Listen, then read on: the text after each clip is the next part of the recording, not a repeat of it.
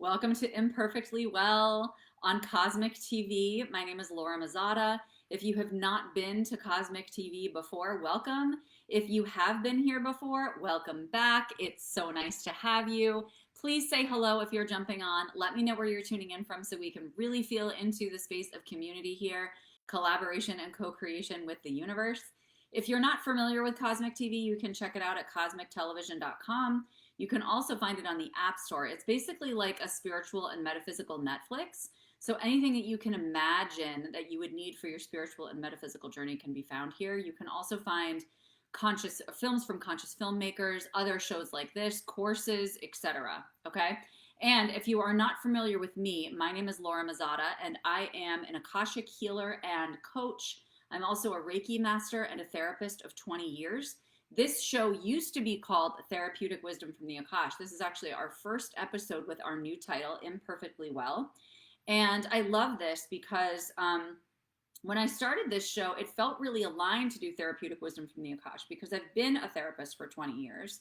And I have so much wisdom coming through me from the Akashic Records that gives us perspective on what's going on with us in terms of any chronic patterns or mental health symptoms. But I've also been drawn more and more to assisting people with healing from chronic illness of any type. That could be physical illness. It could be cognition, meaning that your thinking is chronically off, you're doubting yourself all the time, or emotional with mental illness, right? And I know how vital it is for us to dive into the energy and spiritual world to be able to heal these things because a lot of the mental health and medical world really presents us with a Band-Aid approach. And there's a place for it. And I'm appreciative and grateful for those systems, but they're only one layer. So I'm here to encourage us to continue to grow as human beings while we honor the fact that we don't have to be perfect, right? We don't have to be perfect. We are still going to be moving forward to being the best versions of ourselves. We are allowed to be well even if we are not diagnostically well, okay? And so I'm here to talk about this today. Today we're going to be talking about precious imperfection. I'm just going to open up on my phone so that I can see comments. There we go. So just say hi. Oh, good. Thanks for saying hi. Hi, Danielle. Hi, Sherry. Danielle, aren't you sick of me by now? Didn't you spend enough time with me today? Anyway, it's so good to see you guys and thank you for being here. So what does precious imperfection mean? I love this topic because, first of all, I was a people pleaser and type A perfectionistic personality for most of my life. I told my husband, I was like, I'm very sorry that you married somebody that's completely different from who I am now. I mean, my personality is the same, but man, I'm like, the divine feminine hippie chick now, right? Who's like, whatever, I'll let anything flow. And it's really interesting because when we come from this perfectionistic, people-pleasing life, right? Oh, I love you so much, Danielle. Thank you so much. When we come from this perfectionistic and people-pleasing life, and it's funny, this is what Danielle and I were just talking about too, like, you kind of go from here all the way back, like the pendulum then shifts all the way to the other side. You can go to the other extreme. You can easily go to the other extreme and be like, okay, now I'm going to be like totally free and have absolutely no structure and do whatever the hell I want, right? And then you end up finding your space in between as you get to know yourself better, as you're more intimately connected to your energy, and you find that sweet spot that works really well for you. And that's what I consider precious imperfection.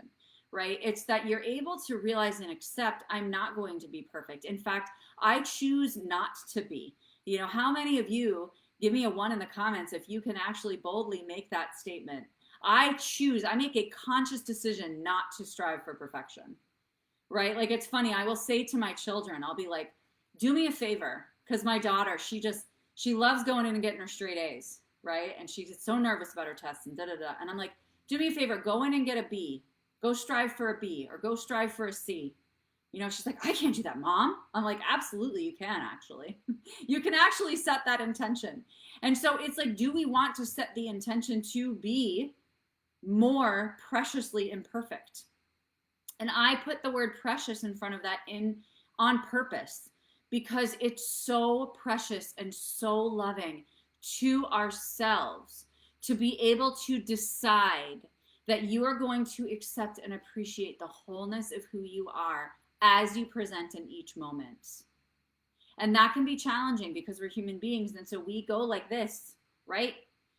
We can be a different person moment to moment, not a different person, but feel different things, have different experiences. And the more present we are with those moments, the more appreciative we are with those moments, the more they pass through because they're energy, right? They are energy that's moving, and energy is always in motion.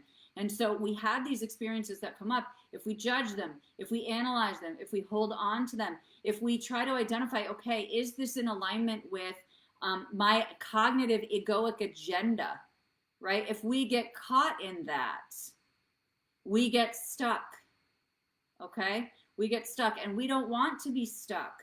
We want to be free. We want to be able to feel the ability to move fluidly from one direction to another, okay?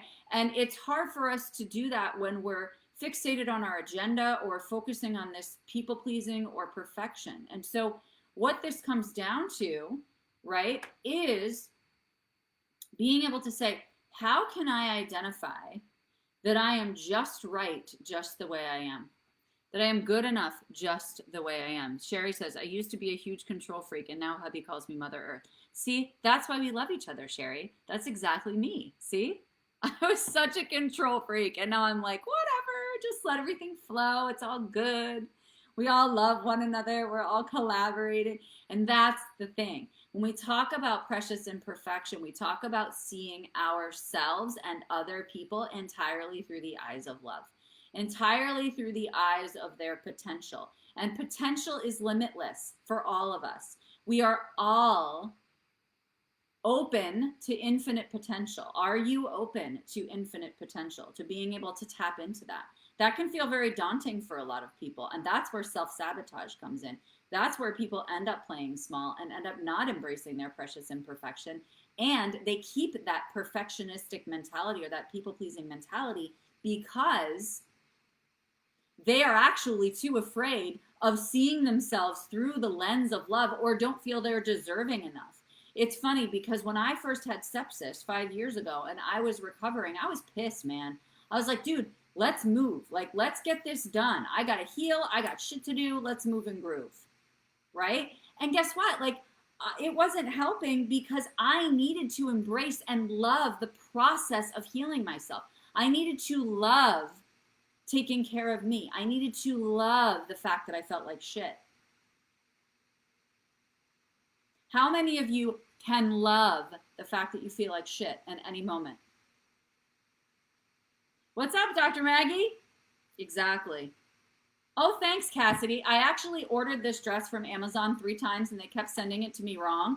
It's supposed to have a black top and a leopard bottom, and they kept sending it to me wrong. And then finally they said, just keep it. We screwed up. We'll refund you. So now I have a free leopard dress.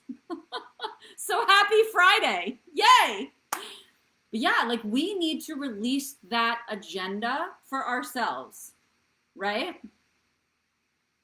So it's really good for us to be able to sink into our own essence and really understand who we are at every single layer. This includes the physical, this includes the emotional, the mental, the energetic, the spiritual, every single layer. If you miss one, that's okay. Trust me. You'll get messages from your body, from your environment, etc., to remind you to do it. But set that intention knowing that your best efforts are going to go into what we often call it in the psychological world, reparenting yourself, right? The holistic psychologist, Dr. Nicole LePera, talks about this all the time. Reparenting your inner child, because we all have wounds in this lifetime. We all have wounds in other lifetimes, if you believe in other lifetimes, right? And so it's being able to say, yes, those were my wounds. I honor them as part of the fabric of who I am. In fact, I weave them into my story and I appreciate them because they've allowed me to heighten my awareness about who I am, how I operate, and the patterns that exist that assist me with either rewriting that story going forward, rewiring my nervous system to be able to align with who I desire to become, and not dragging the past into the present, right? And so the more that we can embrace ourselves in the present moment, this has nothing to do with the past. It has nothing to do with even the future. Even if our future is, is looking all shiny and new and lovely and wonderful and exciting. Because I say this all the time to myself and to my clients, even being really excited about something is being out of alignment, right? Even being really excited is being out of alignment. And so, but guess what? There's something precious in that. You get to look at your excited self as the child being like, oh my gosh, I'm so excited. I get to do all the things. But being very loving as you would a parent and saying, I know you're so excited and I'm so excited for you and I can't wait to experience with you. But these are the things that we need to do first in order to create a level of security and safety so that you can imperfectly explore whatever it is that you desire or need in this moment. Does that make sense? Let me just check in on comments. Hi, Kira. Oh, sepsis was the universe working for me, Maggie. I'm grateful for it every single day. And how many people can say that? How many people can say that they are so grateful for these experiences? Sepsis, the nurse said to me, if you had called 911 30 minutes later, there's nothing we could have done for you. Nothing they could have done for me. Right? Scariest thing that's ever happened to me. Best thing that's ever happened to me. Why? Because I was stuck in my agenda. I was stuck in being perfect. I was stuck in being successful in the way that I defined success for myself. One of the biggest game changers for me was to redefine success for myself. What does success mean to me? Not to my parents, not to society, not to my professors, not to my grad school, none of it. What does success mean to me? And you know what? More importantly, not what does success mean to you from a cognitive level, what does it feel like in your being? What does it feel like in your body? How does success feel to you? That's how you can start defining where you are meant to go, where you desire to go from your heart space, from your soul, and you take your ego out of it. You put your ego on the side. It's out of the way. Okay? So when we're talking about precious imperfection, it's being able to say, I am making a decision. I am choosing to embrace the wholeness of who I am in every single moment. And what does that require? It requires patience. It requires having patience with yourself. One of my favorite exercises for bringing patience in is using the breath. It's pausing at the bottom of your exhale. The more you can pause at the bottom of your exhale and hold it for as long as you can, the more you're cultivating patience for yourself. Let's try it together now, okay?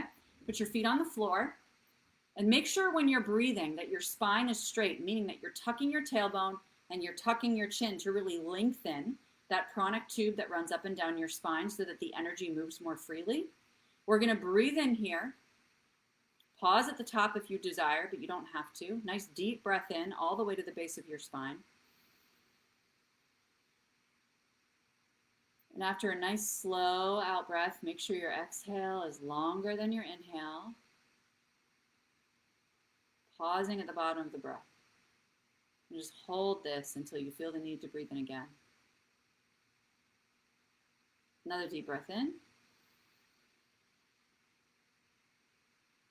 Nice slow exhale. Imagine that with each exhale, you are building up this cushion of breath at the base of your spine. So it's like you're sitting on this cushion of air. And you're continuing to build it with each inhale and each exhale so that as you pause at the bottom of the breath, you're getting more and more held, more and more supported, more and more comfortable. And it's expanding in width and it's expanding in length. And so you are having more and more space that you're creating here to sit with yourself, to be held by your own life force energy. Let's do this a couple more times. Nice deep breath in. Nice slow out breath. Pausing at the bottom of the breath.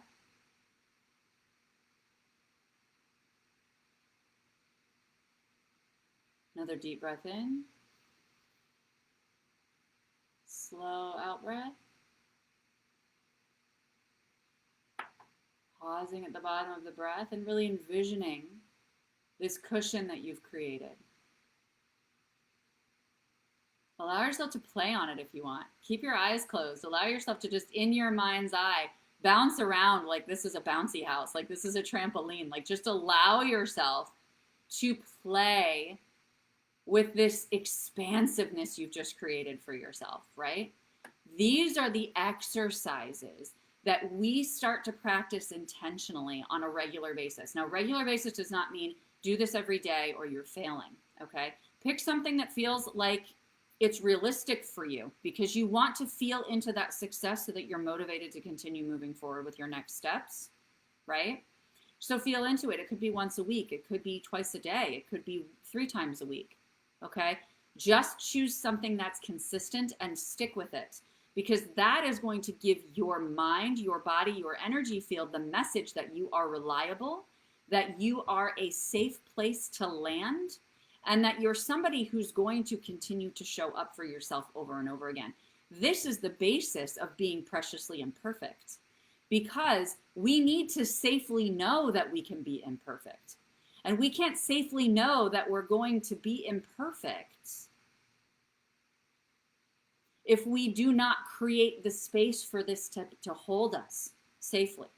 This is just one exercise. There's so many exercises. The space of the Akashic Records is absolutely my favorite place to do healing work because it is so safe. It is the safest place to do healing work, hands down.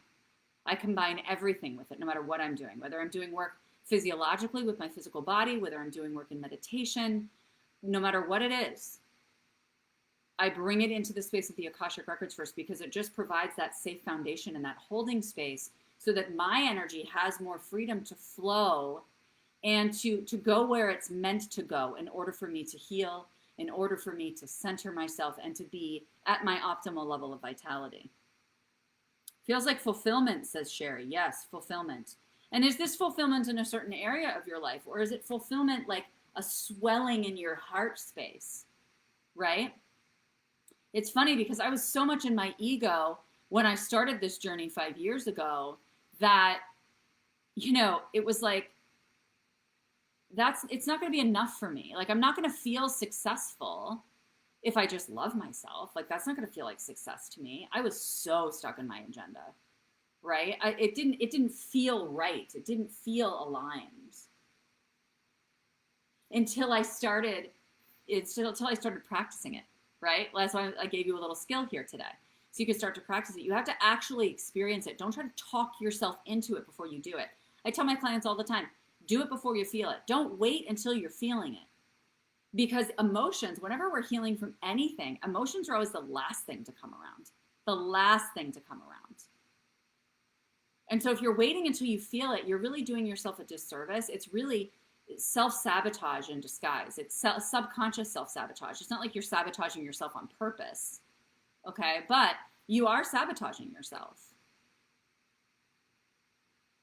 So it's important to just start taking the action that you know is going to take you in the direction that you desire to go, or that your soul or your heart desires to go, even if it's scary. Even if you don't fully know the outcome. We need to detach from the outcome and know that loving ourselves is something that's going to bring us dividends in every area of our life, right? And I didn't understand that consciously. I just had to start experiencing it with my breath, etc. Yes, heart space. I love that, Sherry. Oh, I love that, Kira. Thank you so much for sharing that. Fail. First attempt in learning, 100%. Just like fear, false expectations appearing real, right? I love that. Cassidy says, I thought I was going to be so nervous releasing my first podcast. Shameless self-promotion. Yes, congratulations, Cassidy. I'm so excited for you. And instead, I feel excitement and relief. Yes. Oh, I'm so proud of you. When I followed what others told me was success, I felt dread and resistance. I can't believe the shift. Exactly. Exactly. And that's the beautiful part, right? Like, I'm so glad that you added that in too, because when we feel into our heart space and we really allow ourselves to feel what success feels like, then our heart guides us. It's almost like you want to imagine yourself walking with your hands behind you, right? Like tied behind you, letting your heart lead wherever you're walking. You can even hold this stance as a stretch, right? To open up your heart space and intentionally say to your energy, to your body, I am leading with my heart. I am choosing to lead with my heart. Because why do people not do that? Just like Jennifer Kelly just said, because they're afraid.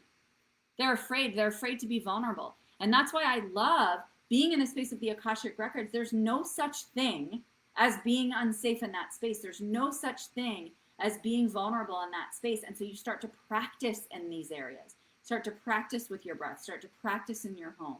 Start to practice with moving your physical body. And start getting comfortable with your new intention, which is, I actually choose to be more vulnerable. I choose to be more loving. And most of the people who are caught in this imperfection or perfectionistic cycle are afraid to vulnerably show their hearts. They're afraid to be fully, authentically themselves because, first of all, they probably don't feel very deserving underneath. They probably don't feel very worthy. That's really what's underlying perfectionism. I have to prove myself to other people. And really, more importantly, they're truly trying to prove themselves to themselves. Stop justifying yourself to yourself.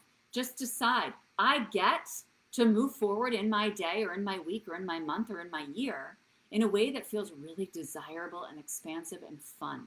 And then people come in and say, but that's not practical. That doesn't make logical sense.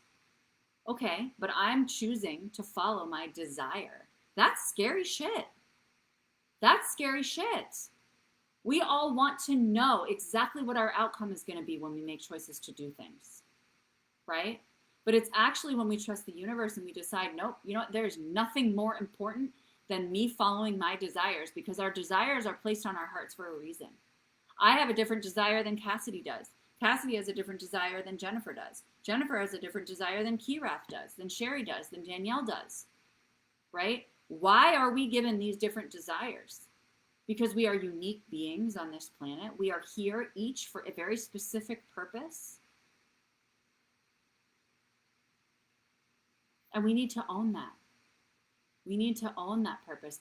At what percentage, share this in the comments, at what percentage on a scale of 0 to 100% do you fully own your purpose here on the planet? What you are meant to do, not what you want in your mind to do, but what your heart desires, what your soul desires. At what percent do you fully own this and claim it?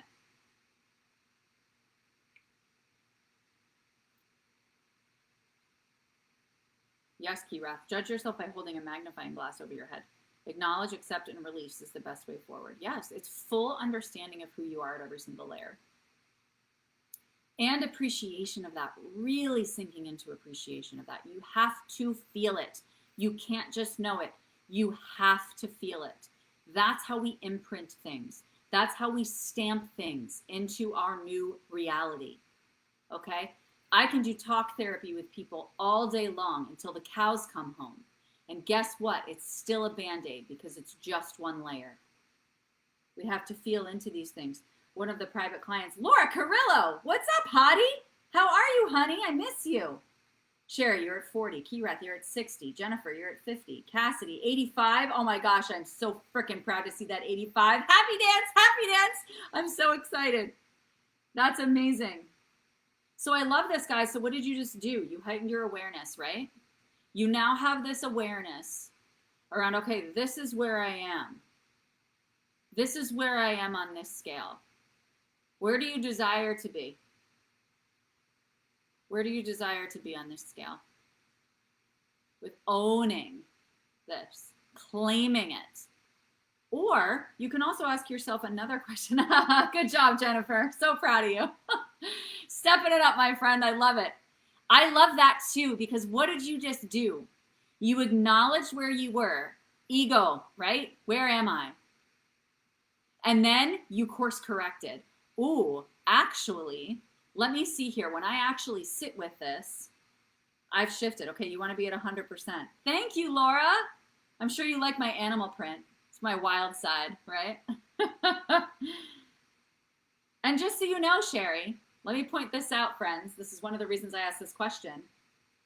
Don't just say 100 because it's the highest. Don't just say 100 because guess what can happen here? You can get stuck in perfection again.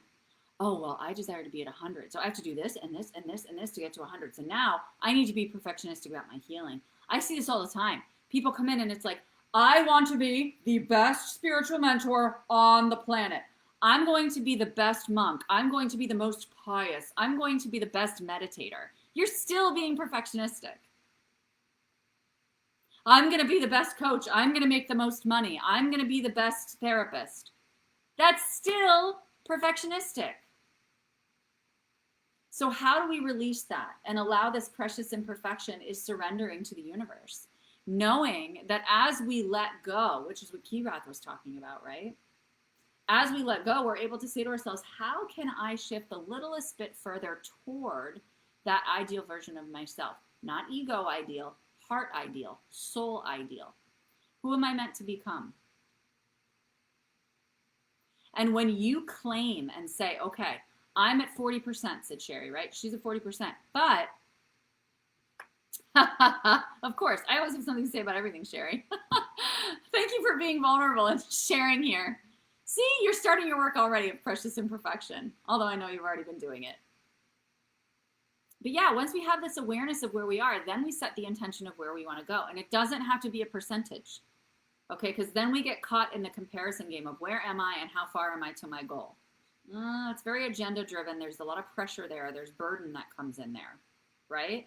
And so it's important for us instead to say, you know what? It's more important to identify with my heart space and with my soul and my purpose and where I'm meant to go and what I'm meant to fulfill in this lifetime and really feel into it and own it.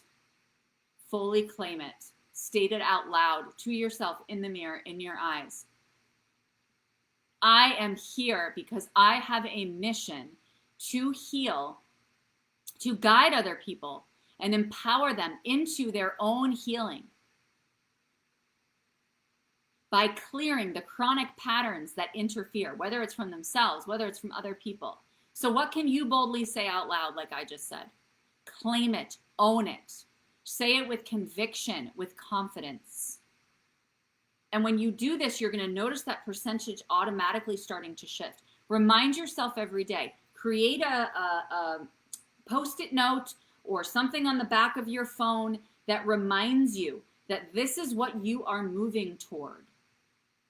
Okay? And every time you get kind of lost in the human sauce, which is what I call it, getting caught up in pleasing other people or this perfectionistic game or comparison or what have you, you return to your vision. You return to your statement. You remember where your heart is. You remember where your soul is. You remember what your true core desire is and where it's leading you. So, now that I've been preaching on a Friday, how are you guys feeling? Hi, Rosie. Thanks for being here, honey. We just did a couple exercises, so you may want to come back to the beginning and watch the replay. We did a brief exercise with the breath to cultivate patience for ourselves, and then we did a little exercise on awareness of like really owning our purpose, owning our success. And this is the thing, friends. This is one of the things I share all the time is, you know, we know our path, right? How open are you to curveballs? How open are you to that path shifting, not in terms of your like end result. And your end result is not, again, like an egoic planned outcome, but end result of like how you're going to feel, right? Like I desire to feel expansive. I desire to feel held. I desire to feel loved, whatever it is that you truly desire in your heart space, right? Like, so like, I know that I'm going to get to that space. I feel confident that I'm going to get to that space. And then you allow yourself to move toward that gently and gradually in a way that feels really, really supportive at your own pace. You don't feel like I'm going to go. I got to get there, because that's very outcome driven. You allow yourself to sink into, this feels so good. I am surrendering to knowing that there might be curveballs that come on this path, but I'm still going to end up at that destination of feeling the love, feeling the freedom, whatever it is you desire. I know, never ever hold or release your hold on that vision. Allow yourself to say, I know confidently that that's my future. However I get there, whatever path or curveballs the universe brings in, I'm going to say thank you so much. Thank you so much for the sepsis. Didn't know that was part of my journey. Didn't know that was going to get me to where I needed to go, but thank you so much. Thank you so much for the abuse. Thank you so much for this beautiful opportunity. Thank you so much for my beautiful home. Thank you so much for my husband. All of these things that come into your life that you might not fully understand in the moment, that you might not fully know what to do with, just know confidently it's taking you where you need to go, and the how will arrive. The more time you spend connecting to your heart, connecting to your soul, and sinking into the feeling and the resonance of it. Good, Jennifer. I celebrate you. I am moving to finally be myself. I want you to up that. I want you to make that bolder. You are moving to finally be yourself. How can we make that statement even bolder? I am choosing to become myself. I am choosing to fully embrace myself. Oh, look at that little plug. Embrace is the name of my retreat. It's coming up in May, and I'm so excited. And the place that we booked was owned by Superman. Christopher Reeve owned the mansion that we're staying in, and it's freaking luxury beyond luxury. I have a gorgeous, beautiful home, and I came back and I was like, this place is a dump compared to this mansion that I booked. Oh my gosh, I'm so excited. Anyway, but that's the whole point of it, right? Is to embrace our wholeness and embrace those who come into your field, knowing that they're on your path for a reason, knowing that your soul called you to this moment for a reason. Kira says, inspirational to move forward step by step. Yes, it is. Because listen, I really encourage the step-by-step motion when you're closer to the beginning of your journey, because that of your healing journey, because you do want to have some more buy-in from your human, right? And our humans do have more motivation and buy-in when we see results, right? And when we feel results. And so as you take it step by step and you start to see the impact, then you're going to be motivated to do the next step. Okay, so early on in your journey, yes, that's what I encourage. But then later on in your journey, I want you to stretch your envelope of your comfort zone a little bit more, right? Leap a little bit further, knowing that you'll be caught. That was my favorite freaking meme at the beginning of this journey that scared the living crap out of me, which was leap and the net will appear. And I was like, ugh. Talk about like a perfectionist's worst nightmare, right? Leap and the net will appear. Hell no, I'm not, right? The Akashic Records certification program came up in my field like 20 times, and I kept kicking the can down the road. You know, I was just like, no, that doesn't make sense. No, that doesn't make sense. No, that doesn't make logical sense. You know, and then when I was finally, I was just like, dude, you guys have to, like, you are continuing to bug me. Fine, I'll just do it. Thank God I did, right? But I was thick-headed. I'm still a little thick-headed, but thick-headed. And I needed the reminders. I needed to be smacked in the face with sepsis, right? To be able to wake up and see who I really was. Oh, good, Jennifer. I'm glad that you love that.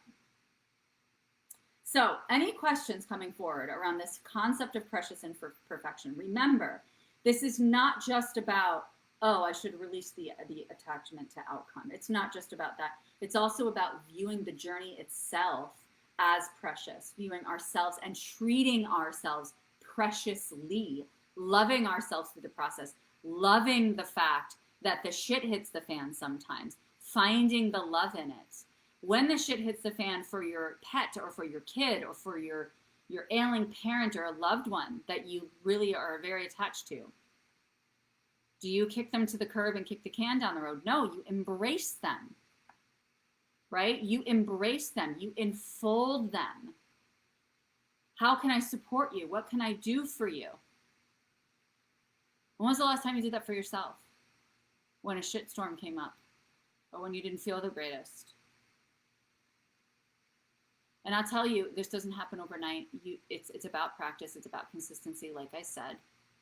And I promise you, if you are consistent, one day you are going to wake up and realize, oh my gosh, it's automatic. It's happening. Like something just hit the fan or something just happened. And I automatically went to nourishing myself, to comforting myself, to loving myself. Just saying, it's okay. I know that this experience is coming up, but you're going to get through it because I know where we're going. Having full faith that you know how resilient you are. You know where you're going. You know that you're going to get there. And you allow the how to just arrive. in your field, and you attract that how because you're steadfast in your vision, your bigger vision, your bigger mission. Not, oh, I want to get that job because I need money to pay for my food. Your heart-based mission, your soul-based mission. Okay? I love you guys. I actually have a $22 workshop coming up next week for the full moon in Aries. And I would love for you to join me. There's already, I think, 11 people signed up for this. It's only $22.22. It's a sexual activation workshop. And that doesn't mean that we're going to be having like virtual sex. It means that we are going to be activating sexual energy, which what is that? It's our life force. It's creative energy. It's passion. It's momentum. It's motivation. And when we activate this, we are able to activate momentum in any area that we desire of our lives. It's really taking that carnal creation energy, right? And creating our lives and our futures and our vitality with it. There's nothing more vital and more healing for my physical body, in addition to my emotions and everything else, than working with sexual energy. And man, did I avoid it. I have a pretty nice sexual abuse history. And I'll tell you, when you start to work with that after securing a space of safety with it, it's amazing how much momentum and opportunity opens up in your field. So I'm excited to do this on the full. When I saw that there was a full moon in Aries and that we have this fire sign that really ignites that passion and helps us move forward, right? What a great time to do this, because it's like we're riding the coattails. We're riding the cosmic energy. It just allows it to be more easeful for us, right? So I'll drop that link in the comments. I'll also drop the link for the retreat in case anybody wants to apply to that, because we only have 4 spots left and there's only 1 private room left. So that's May 20th to the 24th, and it's going to be in the Berkshires, Massachusetts. So if you guys want to come together in person, when we talk about energy work, I am so grateful for the internet and the fact that we have the opportunity to connect on Zoom. But in person is just it's even more palpable. Like you can actually really feel these shifts on a sensory level, which is beautiful. And just like the sisterhood and the partnerships that are going to be developed and have already started developing with the people who have signed up in this space, it's just so beautiful. So I'll drop those links. Hug the confidence to be confident. My unique vibration will shine brighter. Thank you, Kirath. I love that. All right, friends. So I will be back here next Friday at 2:15 p.m. Eastern Time, 11:15 a.m. Pacific with Imperfectly Well. And if there are topics that you really, really desire to discuss or receive around this concept, please feel free to send me a message or drop it in the comments. And I will do my best to honor that as well. Of course, I always take guidance from the Akashic Records first and foremost in terms of what's in the best interest of the collective, but I'm always loving to just collect. This is a collaborative and co-creative space, and I love being able to receive your feedback as well. So I love you. I hope you have a beautiful, beautiful weekend. I hope to see you at Venus Rising next Wednesday, the 20th at 1:30 p.m. Eastern. I'll drop the link and you guys can check it out. All right, bye. Have a good week.